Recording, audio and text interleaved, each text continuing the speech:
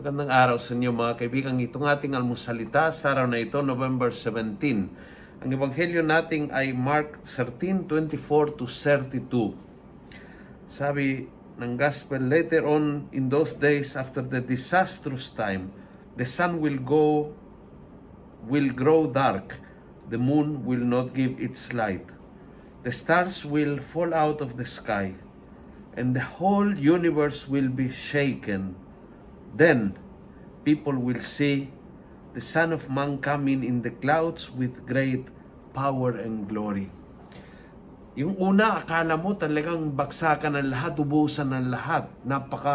Napakasama, walang liwanag, lahat ng solid ay magsishake, yung nagbibigay ng direksyon ng mga stars ay babagsak.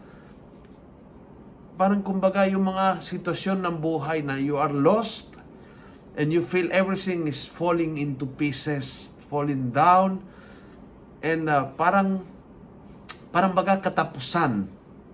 Pero yun ang sinasabi ng Ebanghelyo ngayon, kapag akala ng lahat, kapag nabasa mo mga signs na parang katapusan, bumabagsak ang lahat, remember, is in that moment that the Son of Man is coming with power and glory. Hindi ito katapusan, kundi kaganapan. Ito ang Diyos na darating at siya'y magaling gumawa sa kadiliman. Sa gitna ng kadiliman at gulo ng iyong buhay, kayang-kaya ng Diyos pumasok at gumawa with power and glory ang mga bagay para sa iyong kaligtasan.